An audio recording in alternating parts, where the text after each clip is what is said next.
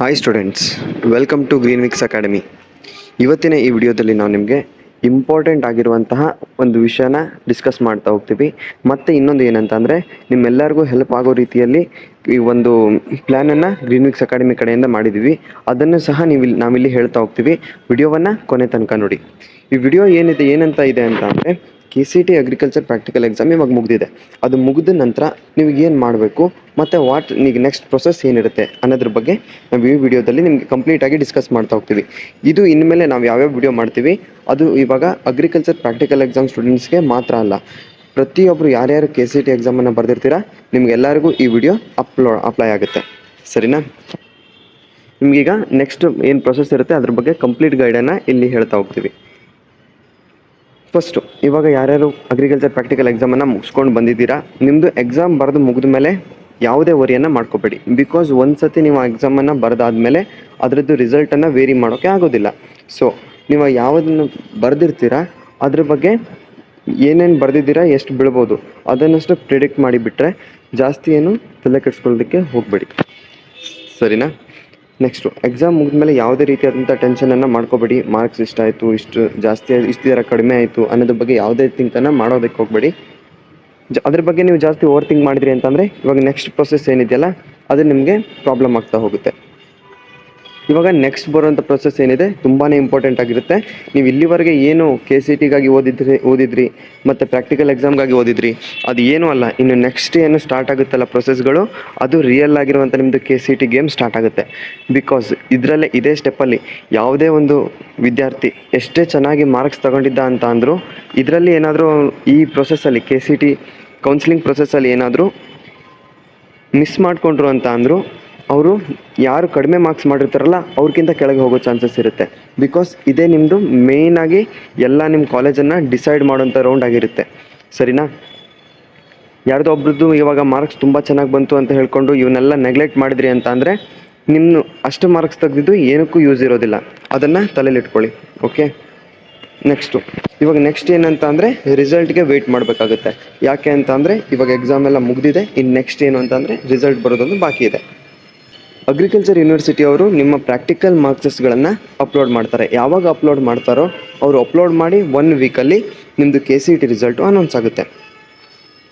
ಯಾವಾಗ ಆಗ್ಬೋದು ಅಂತಲೂ ನೋಡ್ತಾ ಹೋಗೋದಾದರೆ ಇವಾಗ ಮೇ ಮಂತಲ್ಲಿ 20ರಿಂದ 30 ಮಧ್ಯದಲ್ಲಿ ಯಾವಾಗಾದರೂ ನಿಮ್ಗೆ ಇವಾಗ ರಿಸಲ್ಟ್ ಅಪ್ಡೇಟ್ ಆಗ್ಬೋದು. ನಿಮಗೆ ಆಲ್ರೆಡಿ KCET ಇದ್ದಂತೂ ಎಷ್ಟು ಮಾರ್ಕ್ಸ್ ಬರುತ್ತೆ ಅಂತ ನಿಮಗೆ ಗೊತ್ತಿರುತ್ತೆ. ಅದೇ ರೀತಿ ಪ್ರಾಕ್ಟಿಕಲ್ ಬರೆದವ್ರಿಗೆ ಪ್ರಾಕ್ಟಿಕಲ್ಲು ಎಷ್ಟು ಬರುತ್ತೆ ಅಂತ ಗೊತ್ತಾಗುತ್ತೆ. ನಿಮ್ಮದು ಒಂದು ರಫ್ ಕ್ಯಾಲ್ಕುಲೇಷನ್ನು ಎಷ್ಟು ಬರುತ್ತೆ ಅನ್ನೋಂಥದ್ದಕ್ಕೆ ಸಹ ನೀವು ಈಗಲೇ ಪ್ರಿಡಿಕ್ಟ್ ಮಾಡ್ಬೋದು. ಸರಿನಾ? ಮತ್ತು ಇವಾಗ ರಿಸಲ್ಟ್ ಬರುತ್ತೆ. ಓಕೆ, ರಿಸಲ್ಟ್ ಬರೋ ತನಕ ನಾವು ಏನು ಮಾಡಬೇಕು? ಏನು ಆರಾಮಾಗಿರ್ಬೋದಾ? ಏನು ರಿಸಲ್ಟ್ ಬಂದ ಮೇಲಿಂದನೇ ಪ್ರೊಸೆಸ್ ಸ್ಟಾರ್ಟ್ ಆಗುತ್ತಾ? ಈ ರೀತಿ ಮಾಡ್ಕೊಂಡ್ರಿ ಅಂತಂದರೆ ನಿಮ್ಮದು ದೊಡ್ಡ ತಪ್ಪಾಗುತ್ತೆ. ಬಿಕಾಸ್ ಏನಕ್ಕೆ ಅಂತ ಅಂದರೆ ನಿಮ್ದು ಇವಾಗ KCET ರ್ಯಾಂಕ್ ಬರೋ ತನಕ ಇವಾಗ ನಿಮಗೆ ಟೈಮ್ ಇರುತ್ತೆ. ಏನಿಲ್ಲ ಅಂತಂದರೆ ಒಂದು 2 ವೀಕ್ಸ್ ಇರುತ್ತೆ. ಆ 2 ವೀಕ್ಸನ್ನು ಏನು ಮಾಡಬೇಕು ಅಂತ ಹೇಳ್ತೀನಿ, ಕರೆಕ್ಟಾಗಿ ನೋಡ್ತಾ ಹೋಗಿ. ಫಸ್ಟು ಅಫಿಷಿಯಲ್ ವೆಬ್ಸೈಟ್ ಏನಿರುತ್ತೆ ಅದನ್ನು ರೆಗ್ಯುಲರಾಗಿ ಚೆಕ್ ಮಾಡ್ತಾಯಿರಿ. ಬಿಕಾಸ್ ಎಲ್ಲ ಅಪ್ಡೇಟ್ಸ್ಗಳು ಅದರಲ್ಲಿ ಬರ್ತಾ ಇರುತ್ತೆ. ಇನ್ ಕೇಸ್ ಇಲ್ಲ ನನಗೆ ಅಫಿಷಿಯಲ್ ವೆಬ್ಸೈಟಲ್ಲಿ ಚೆಕ್ ಮಾಡೋಕ್ಕೆ ಆಗ್ತಿಲ್ಲ ಅಂತ ಅಂದರೆ ನಮ್ದೇನು ಟೆಲಿಗ್ರಾಮ್ ಗ್ರೂಪಲ್ಲಿ ನೀವು ಇದ್ದೀರಾ ಅಂತಂದರೆ ಅದರಲ್ಲಿ ನಾವು ಪ್ರತಿಯೊಂದು ಅಪ್ಡೇಟ್ಗಳನ್ನು ಹಾಕ್ತಾ ಇರ್ತೀವಿ. ಮತ್ತು ಏನಾದರೂ ಇಂಪಾರ್ಟೆಂಟ್ ಇತ್ತು ಅಂತಂದರೆ ವಿಡಿಯೋ ಮೂಲಕನೂ ಇದರಲ್ಲಿ ಚಾನಲಲ್ಲಿ ಹಾಕ್ತಾ ಇರ್ತೀವಿ. ನೀವು ನಮ್ಮದು ಟೆಲಿಗ್ರಾಮ್ ಗ್ರೂಪ್ಗೆ ಜಾಯ್ನ್ ಆಗಿ ನಂತರ ನಮ್ಮದು ಇವಾಗ ಯೂಟ್ಯೂಬ್ ಚಾನಲ್ಗೆ ಸಬ್ಸ್ಕ್ರೈಬ್ ಮಾಡ್ಕೊಳ್ಳಿ. ಓಕೆ? ಫಸ್ಟು ಯಾವ ಕೋರ್ಸನ್ನು ನಾನು ಮಾಡಬೇಕು ಅನ್ನೋಂಥದ್ದನ್ನು ಫಸ್ಟು ರಿಸರ್ಚ್ ಮಾಡಿಕೊಂಡು ಅದ್ರ ಬಗ್ಗೆ ಫಿಕ್ಸ್ ಆಗಿ ಫಸ್ಟು. ಇವಾಗ ಅದನ್ನು ಫಿಕ್ಸ್ ಆದಮೇಲೆ ಇವಾಗ ಆ ಕೋರ್ಸ್ಗಳಿಗೆ ಯಾವ್ಯಾವ ಕಾಲೇಜಸ್ ಇದೆ. ಎಕ್ಸಾಂಪಲ್ ನಾನು ಇವಾಗ ವೆಟನರಿ ಮಾಡಬೇಕಂತ ಇದ್ದೀನಿ. ವೆಟನರಿಗೆ ಯಾವ್ಯಾವ ಕಾಲೇಜಸ್ ಇದೆ ಅದರದ್ದು ಫಸ್ಟು ಲಿಸ್ಟ್ ಪ್ರಿಪೇರ್ ಮಾಡ್ಕೊಳ್ಳಿ. ಯಾವ ಕಾಲೇಜ್ ನಿಮಗೆ ಹತ್ತಿರ ಆಗುತ್ತೆ ಮತ್ತು ಯಾವ ಕಾಲೇಜು ಚೆನ್ನಾಗಿದೆ ಆ ಪ್ರಕಾರವಾಗಿ ಲಿಸ್ಟ್ ಮಾಡ್ಕೊಳ್ತಾ ಬನ್ನಿ. ಸರಿನಾ? ಇವಾಗಿಲ್ಲ ಇನ್ ಕೇಸ್ ನಾನು ಇವಾಗ ಎಲೆಕ್ಟ್ರಾನಿಕ್ಸ್ ಆ್ಯಂಡ್ ಕಮ್ಯುನಿಕೇಷನ್ ಅಥವಾ ಕಂಪ್ಯೂಟರ್ ಸೈನ್ಸ್ ಇಂಜಿನಿಯರಿಂಗು ಈ ಥರ ಇಂಜಿನಿಯರಿಂಗ್ ಮಾಡಬೇಕು ಅಂತಂದರೆ ಆ ಇಂಜಿನಿಯರಿಂಗಲ್ಲಿ ಟಾಪ್ ಇರೋಂಥ ಕಾಲೇಜಸ್ ಯಾವುದು, ಅದರಲ್ಲಿ ಯಾವ ಬ್ರ್ಯಾಂಚ್ಗಳು ಚೆನ್ನಾಗಿದೆ, ಆ ರೀತಿ ಬ್ರ್ಯಾಂಚ್ ವೈಸ್ ನೀವು ಕಾಲೇಜನ್ನು ಲಿಸ್ಟ್ ಮಾಡ್ಕೊಳ್ತಾ ಬನ್ನಿ. ಜೊತೆಗೆ ಕಾಲೇಜ್ಗೆ ಸಪ್ರೇಟ್ ಆದಂಥ ಕೋಡ್ ಇರುತ್ತೆ. ಆ ಕೋಡನ್ನು ಸಹ ನೀವು ಅಲ್ಲಿ ನೋಡ್ತಾ ಹೋಗ್ಬೋದು. ನೀವು ಇವಾಗ ಯಾವುದಾದ್ರೂ ಕಾಲೇಜ್ ಬಗ್ಗೆ ಹೇಗೆ ರಿಸರ್ಚ್ ಮಾಡಬೇಕು ಅಂತ ಅಂದರೆ ಫಸ್ಟ್ ಅವ್ರದ್ದು ಅಫಿಷಿಯಲ್ ವೆಬ್ಸೈಟನ್ನು ಓಪನ್ ಮಾಡಬೇಕು. ನೀವು ಅಫಿಷಿಯಲ್ ವೆಬ್ಸೈಟನ್ನು ಓಪನ್ ಮಾಡಿ ಅಲ್ಲಿ ಅವ್ರದ್ದೆಲ್ಲ ಏನೇನು ಯಾವ ರೀತಿ ಅದ್ರದ್ದು ಪರ್ಫಾರ್ಮೆನ್ಸ್ ಇದೆ, ಕಾಲೇಜ್ ಪರ್ಫಾರ್ಮೆನ್ಸ್ ಏನಿದೆ, ಆ ರೀತಿ ಕೆಲವೊಂದು ವೆಬ್ಸೈಟಲ್ಲಿ ಆ ಕಾಲೇಜ್ ಬಗ್ಗೆ ಹಾಕಿರ್ತಾರೆ. ಅದನ್ನು ಸಹ ಕರೆಕ್ಟಾಗಿ ನೋಡಿ ಸಾರ್ಟ್ ಔಟ್ ಮಾಡಿ ಒಂದು ಲಿಸ್ಟ್ ಪ್ರಿಪೇರ್ ಮಾಡ್ಕೊಳ್ಳಿ. ಮತ್ತು ನಿಮ್ಮದು ಯಾವ್ಯಾವುದು ಡಾಕ್ಯುಮೆಂಟ್ಸ್ ಇದೆಯಲ್ಲ ಆ ಡಾಕ್ಯುಮೆಂಟ್ಸ್ಗಳನ್ನು ಕರೆಕ್ಟಾಗಿ ಪ್ರತಿಯೊಂದು ಡಾಕ್ಯುಮೆಂಟ್ಸ್ಗಳನ್ನು ರೆಡಿ ಮಾಡ್ಕೊಳ್ಳಿ. ಬಿಕಾಸ್ ನಿಮ್ದು ಇವಾಗ ಒಂದು ಸಲ ಆಪ್ಷನ್ ಎಂಟ್ರಿ ಶುರು ಆಯಿತು ಅಂತ ಅಂದರೆ ನಿಮಗೆ ಒಂದು ಸ್ವಲ್ಪನೂ ಟೈಮ್ ಇರೋದಿಲ್ಲ. Continuous first round, second round, ಬೆಳಗ್ಗೆ ಒಂದು ಅಪ್ಡೇಟ್ ಕೊಟ್ಟರೆ ಮಧ್ಯಾಹ್ನ ಇನ್ನೊಂದು ಅಪ್ಡೇಟ್ ಕೊಟ್ಟಿರ್ತಾರೆ. ಈ ರೀತಿ ಕಂಟಿನ್ಯೂಸ್ ಶೆಡ್ಯೂಲು ನಡೀತಾನೆ ಇರುತ್ತೆ, ಸರಿನಾ? ಆಪ್ಷನ್ ಎಂಟ್ರಿ ಹೇಗೆ ನಡೆಯುತ್ತೆ ಅನ್ನೋದನ್ನು ಸಹ ನಿಮಗೆ ತಿಳಿಸ್ಕೊಡ್ತೀನಿ ಸಪ್ರೇಟ್ ವಿಡಿಯೋದಲ್ಲಿ, ಸರಿನಾ? ನೆಕ್ಸ್ಟು ರ್ಯಾಂಕ್ ಕ್ಯಾಲ್ಕುಲೇಷನ್ ಹೇಗೆ ಮಾಡಬೇಕು. ಇಂಜಿನಿಯರಿಂಗ್ ಆಗಿರ್ಬೋದು, ಅಗ್ರಿಕಲ್ಚರ್ ಆಗಿರ್ಬೋದು, ನೀವೆಲ್ಲ ರ್ಯಾಂಕನ್ನು ಹೇಗೆ ಪ್ರಿಡಿಕ್ಟ್ ಮಾಡಬೇಕು, ಹೇಗೆ ಕ್ಯಾಲ್ಕುಲೇಷನ್ ಮಾಡಬೇಕು, ಹೇಗೆ ಕ್ಯಾಲ್ಕುಲೇಷನ್ ಮಾಡ್ತಾರೆ ಅನ್ನೋಂಥದ್ರ ಬಗ್ಗೆ ನೋಡ್ತಾ ಹೋಗೋಣ. ಹೇಗೆ ಅಂತ ಅಂದರೆ, ಫಾರ್ ಇವಾಗ ಜನರಲ್ ಮೆರಿಟು, ಈಗ ಅಗ್ರಿ ಪ್ರಾಕ್ಟಿಕಲ್ ಎಕ್ಸಾಮ್ ಯಾರ್ಯಾರು ಬರೆದಿರ್ತೀರ ನಿಮಗೆ 2 ರ್ಯಾಂಕಿಂಗ್ ಬರುತ್ತೆ. ಒಂದು ಜನರಲ್ ಮೆರಿಟ್ ರ್ಯಾಂಕಿಂಗು, ಇನ್ನೊಂದು ಅಗ್ರಿ ಪ್ರಾಕ್ಟಿಕಲ್ ಕೊಟ್ಟ ರ್ಯಾಂಕಿಂಗು. ಈಗ ಯಾರು ಅಗ್ರಿ ಪ್ರಾಕ್ಟಿಕಲ್ ಬರೆದಿರೋದಿಲ್ಲ ನಿಮಗೆ ಅಗ್ರಿ ಜನರಲ್ ಮೆರಿಟ್ ಮಾತ್ರ ಬಂದಿರುತ್ತೆ, ಸರಿನಾ? ಇವಾಗ ಅಗ್ರಿ ಜನರಲ್ ಮೆರಿಟ್ ಹೇಗೆ ಕ್ಯಾಲ್ಕುಲೇಟ್ ಮಾಡ್ತಾರೆ ಅಂತಂದರೆ 50% KCT ಯಾವುದು PCMB ಮಾರ್ಕ್ಸನ್ನು ತಗೊಳ್ತಾರೆ, ಮತ್ತು 50% ಬೋರ್ಡು PCMB ತಗೊಳ್ತಾರೆ. ಈ ಥರ ಮಾಡಿದಾಗ ನಿಮಗೆ ಅಲ್ಲಿ ಎಷ್ಟು ಅಂತ ಹೇಳ್ಕೊಂಡು ಕ್ಯಾಲ್ಕುಲೇಷನ್ ಮಾಡ್ಬೋದು, ಸರಿನಾ? ಇವಾಗ ನೋಡಿ, ಇವಾಗ ಯಾವ ರೀತಿ ಕ್ಯಾಲ್ಕುಲೇಷನ್ ಮಾಡಬೇಕು ಈ ರೀತಿ ಪರ್ಸೆಂಟೇಜಲ್ಲಿ ಅಂತ ನೀವು ಒಂದ್ಸತಿ ನಾನು ಹೇಳ್ತಾ ಹೋಗ್ತೀನಿ ನೋಡಿ. ಇವಾಗ ಕನ್ಸಿಡರ್ ಮಾಡಿ, ನೀವೀಗ KCT ಎಕ್ಸಾಮ್ ಬರೆದಿದ್ದೀರಾ, PCMB 60 ಮಾರ್ಕ್ಸ್ ಒಂದಕ್ಕಿರುತ್ತೆ. 240 ಮಾರ್ಕ್ಸ್ ಟೋಟಲ್ ಇದೆ ಅಂತ ಅಂದ್ಕೊಳ್ಳಿ. 240 ಮಾರ್ಕ್ಸ್ಗೆ ನಿಮಗೆ 200 ಮಾರ್ಕ್ಸನ್ನು ತೆಗ್ದಿದ್ದೀರಾ ಅಂತ ಅಸ್ಯೂಮ್ ಮಾಡ್ಕೊಳ್ಳಿ. ಇಂಟು 50 ಮಾಡಬೇಕು, ಬಿಕಾಸ್ 50%ಗೆ ಕನ್ವರ್ಟ್ ಆಗುತ್ತೆ, 0 ಕ್ಯಾನ್ಸಲ್ ಆಗುತ್ತೆ. ಈ ರೀತಿ ಮಾಡಿ ನೀವು ಕ್ಯಾಲ್ಕುಲೇಷನ್ ಮಾಡಿದಾಗ ಅಲ್ಲೊಂದು ಪರ್ಸೆಂಟೇಜ್ ಬರುತ್ತೆ, ಎಷ್ಟು 50ಗೆ ಎಷ್ಟು ಅಂತ. ಆ ರೀತಿ ಪರ್ಸೆಂಟೇಜಲ್ಲಿ ಎಕ್ಸಾಂಪಲ್ ಇವಾಗ 45 ಬಂತು ಅಂತ ಅಂದರೆ ನೀವೀಗ 45 ಪ್ಲಸ್ ನಿಮ್ಮದು ಬೋರ್ಡ್ಸ್ ಎಷ್ಟಾಗುತ್ತೆ ಅದನ್ನು ಇದೇ ರೀತಿ ಕ್ಯಾಲ್ಕುಲೇಷನ್ ಮಾಡ್ಕೊಳ್ಳಿ. ಬೋರ್ಡ್ಸ್ ಎಷ್ಟಾಗುತ್ತೆ ಅದನ್ನೆರಡನ್ನೂ ಕೂಡಿಸಿದಾಗ ಎಷ್ಟು ಬರುತ್ತಲ್ವ ಅದು ನಿಮ್ಮದು ರ್ಯಾಂಕ್ ಪ್ರಿಡಿಕ್ಟ್ ಆಗ್ತಾ ಹೋಗುತ್ತೆ ಅಲ್ಲಿಂದ, ಸರಿನಾ?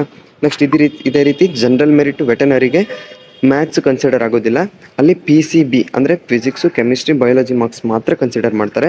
50% KCT, 50% ಬೋರ್ಡ್ ಮಾರ್ಕ್ಸನ್ನು ಕನ್ಸಿಡರ್ ಮಾಡ್ತಾರೆ for general merit veterinary. Next agri ಕೋಟಕ್ಕೆ ಯಾವ ರೀತಿ ಮಾಡ್ತಾರೆ ಅಂದರೆ, ಇವಾಗ ನೀವು ಪ್ರಾಕ್ಟಿಕಲ್ ಎಕ್ಸಾಮ್ ಬರೆದಿರ್ತೀರಾ, ನಿಮ್ಮ ಪ್ರಾಕ್ಟಿಕಲ್ ಎಕ್ಸಾಮನ್ನು ಕನ್ಸಿಡರ್ ಮಾಡಿಕೊಂಡು ಅವ್ರು ಏನು ಕೊಡ್ತಾರಲ್ವ ರ್ಯಾಂಕಿಂಗು, ಅದನ್ನು ಹೇಗೆ ಪ್ರಿಡಿಕ್ಟ್ ಮಾಡ್ತಾರೆ ಅಂತಂದರೆ, ಅದಕ್ಕೆ ಫಿಸಿಕ್ಸು, ಕೆಮಿಸ್ಟ್ರಿ, ಬಯಾಲಜಿ, ವೆಟನರಿಗೆ ಫಿಸಿಕ್ಸು, ಕೆಮಿಸ್ಟ್ರಿ, ಬಯಾಲಜಿ ಮಾತ್ರ ಕನ್ಸಿಡರ್ ಮಾಡ್ತಾರೆ. ಇನ್ನೊಂದು ಅಡ್ವಾಂಟೇಜ್ ಏನಂದರೆ 50% ಅಗ್ರಿ ಪ್ರಾಕ್ಟಿಕಲ್ ಮಾರ್ಕ್ಸು, 50% KCT. ಈ ಥರ ಮಾಡಿಕೊಂಡಾಗ ನಿಮ್ಮದು ಅಗ್ರಿ ಕೋಟದ್ದು ರ್ಯಾಂಕಿಂಗು ಕ್ಯಾಲ್ಕುಲೇಟ್ ಆಗುತ್ತೆ. ಅದೇ ರೀತಿ ಅಗ್ರಿ ಕೋಟದ್ದು ಫಾರ್ಮ್ ಸೈನ್ಸು, ಇವಾಗೇನು ಅಗ್ರಿಕಲ್ಚರು, ಹಾರ್ಟಿಕಲ್ಚರು, ಫಾರೆಸ್ಟ್ರಿ ಅದಕ್ಕೆಲ್ಲ ಹೇಗೆ ಕ್ಯಾಲ್ಕುಲೇಟ್ ಮಾಡ್ತಾರೆ ಅಂದರೆ 50% ಅಗ್ರಿ ಪ್ರಾಕ್ಟಿಕಲ್ಲು, 25% KCT, 25% ಬೋರ್ಡ್ಸು. ಈ ಥರ ಮಾಡಿದಾಗ ನಿಮ್ಮದು ಅಗ್ರಿ ಕೋಟದ್ದು ಫಾರ್ಮ್ ಸೈನ್ಸ್ ರ್ಯಾಂಕಿಂಗು ಅಲೌಟ್ ಆಗ್ತಾ ಹೋಗುತ್ತೆ. ಮೇನ್ ಅಡ್ವಾಂಟೇಜ್ ಏನು ಅಂತ ಅಂದರೆ, ನಿಮ್ಮದು KCT ಬೋರ್ಡ್ಸಲ್ಲಿ ಕಡಿಮೆ ಆಗಿತ್ತು ಅಂತ ಅಂದರೂ ಅಗ್ರಿ ಪ್ರಾಕ್ಟಿಕಲಲ್ಲಿ ನೀವು ಚೆನ್ನಾಗಿ ಮಾಡಿದ್ದೀರಾ ಅಂತ ಅಂದರೆ ಸಡನ್ನಾಗಿ ನಿಮ್ಮದು ಮಾರ್ಕ್ಸು ಎಲ್ಲರಿಗಿಂತ ರೈಸ್ ಆಗುತ್ತೆ, ಸರಿನಾ? ಇದು ಅಗ್ರಿ ಪ್ರಾಕ್ಟಿಕಲಿಂದ ಅಡ್ವಾಂಟೇಜು. ನೆಕ್ಸ್ಟು ಇಂಜಿನಿಯರಿಂಗ್ ಯಾರ್ಯಾರು ಮಾಡೋಕ್ಕೆ ಹೋಗ್ತಿದ್ದೀರಾ, ನೀವು ಯಾವ ರೀತಿ ಕ್ಯಾಲ್ಕುಲೇಟ್ ಆಗುತ್ತೆ ಅಂತ ಅಂದರೆ, KCTಯಲ್ಲಿ PCM ಬಯಾಲಜಿ ಕನ್ಸಿಡರ್ ಆಗೋದಿಲ್ಲ, ಫಿಸಿಕ್ಸು, ಕೆಮಿಸ್ಟ್ರಿ, ಮ್ಯಾಥ್ಸು 50%, ಮತ್ತು ಬೋರ್ಡ್ ಎಕ್ಸಾಮಲ್ಲಿ ಎಷ್ಟು ತೆಗೆದಿರ್ತೀರ ಫಿಸಿಕ್ಸು, ಕೆಮಿಸ್ಟ್ರಿ, ಮ್ಯಾಥ್ಸು ಅದರದ್ದು 50%. ಎರಡನ್ನೂ ಕೂಡಿಸಿದಾಗ ನಿಮಗೆ ಇಂಜಿನಿಯರಿಂಗ್ ರ್ಯಾಂಕಿಂಗ್ ಅಲೌಟ್ ಆಗುತ್ತೆ. ಇದರಲ್ಲಿ ನಿಮಗೆ ಸುಮಾರಷ್ಟು ಕೋಟಾಸ್ಗಳು ಬರುತ್ತೆ. ಇಂಜಿನಿಯರಿಂಗಲ್ಲಿ ತುಂಬಾ ಅಡ್ವಾಂಟೇಜ್ ಇರುತ್ತೆ. ಇವಾಗ ನೋಡಿ, ಒಂದು ಸೂಪರ್ ನ್ಯೂಮನರಿ ಕೋಟಾ ಅಂತ ಒಂದು ಬರುತ್ತೆ. ಆ ಕೋಟಾ ಯಾರಿಗೆ ಸಿಕ್ಕಿರುತ್ತೆ ಅವ್ರದ್ದು 1,10,000 ಫೀಸ್ ಇದೆ ಅಂತ ಅಂದರೆ ಅವರಿಗೆ ಅಷ್ಟು ಫೀಸನ್ನು ತಗೊಳ್ಳೋದಿಲ್ಲ. ಅವರಿಗೆ ಜಸ್ಟ್ 32,000 35,000 ಓನ್ಲಿ ಆ ಕಾಲೇಜಿಂದು ಟ್ಯೂಷನ್ ಫೀಸ್ ಏನಿರುತ್ತೆ ಅದನ್ನು ಮಾತ್ರ ತಗೊಳ್ತಾರೆ. ಇದು ವೆರಿ ವೆರಿ ಇಂಪಾರ್ಟೆಂಟು. ಆದರೆ ಇದು ಬಾಕಿ ಯಾವುದಕ್ಕೂ ಇರೋದಿಲ್ಲ, ಕೇವಲ ಇಂಜಿನಿಯರಿಂಗಿಗೆ ಮಾತ್ರ ಇರುತ್ತೆ, ಸರಿನಾ? ನೆಕ್ಸ್ಟು ಡಾಕ್ಯುಮೆಂಟ್ಸ್ ರೆಡಿ ಇಟ್ಕೊಳ್ಳೋಕೆ ಹೇಳಿದ್ನಲ್ಲ, ಯಾವ್ಯಾವ ಡಾಕ್ಯುಮೆಂಟ್ಸನ್ನು ರೆಡಿ ಇಟ್ಕೋಬೇಕು ಅಂತ ನೋಡೋದಾದರೆ, KCT ಅಪ್ಲಿಕೇಶನು, ಏನು KCT ಅಪ್ಲಿಕೇಶನ್ ಹಾಕಿರ್ತೀರಾ ಅದರದ್ದು ಫುಲ್ ಅಪ್ಲಿಕೇಶನ್ ನಿಮ್ಮ ಹತ್ರ ಇರಬೇಕು. ಜೊತೆಗೆ KCT ಹಾಲ್ ಟಿಕೆಟು ಇಲ್ಲ ಅಂತ ಅಂದರೆ ಬೇಗ ಅದನ್ನು ಮತ್ತೊಂದು ಸತಿ ತಗೊಳ್ಳಿ, ಅದನ್ನು ಮಾತ್ರ ಇಂಪಾರ್ಟೆಂಟು, ಬೇಕೇ ಬೇಕಾಗುತ್ತೆ. ನೆಕ್ಸ್ಟು ಸ್ಟಡಿ ಸರ್ಟಿಫಿಕೇಟು, ಏನು 1ನೇ ಕ್ಲಾಸಿಂದ 7ನೇ ಕ್ಲಾಸ್ ತನಕ ಏನು ಓದಿರ್ತೀರಲ್ವ ಅದರದ್ದು ಫುಲ್ಲು ಸ್ಟಡಿ ಸರ್ಟಿಫಿಕೇಟ್ ಬೇಕಾಗುತ್ತೆ. Income caste certificate, in case ನಿಮಗೆ ಅಪ್ಲೈ ಆಗುತ್ತೆ ಅಂತ ಅಂದರೆ income caste certificate. Next Aadhaar card ಅಂತೂ very important, 10th marks card, second PU marks card, ಇದಿಷ್ಟು ಇಟ್ಕೊಂಡು ಇರಲೇಬೇಕಾಗುತ್ತೆ. ಇದಿಷ್ಟು ಡಾಕ್ಯುಮೆಂಟ್ಸು ವೆರಿ ಇಂಪಾರ್ಟೆಂಟ್ ಆಗಿರುತ್ತೆ. ಬೆಟರ್ ಅಂತಂದರೆ ಇದನ್ನು ನೀವು ಹೋಗಿ ನಿಮ್ಮದು ಏನು ಗೌರ್ಮೆಂಟ್ ಕಾಲೇಜಸ್ ಏನಿರುತ್ತೆ ಅಲ್ಲಿ ಅಟೆಸ್ಟೆಡ್ ಮಾಡಿಸ್ಕೊಂಡು ಬಂದ್ಕೊಳ್ಳಿ ಎಲ್ಲ ಡಾಕ್ಯುಮೆಂಟ್ಸ್ಗಳಿಗೆ, ಸರಿನಾ.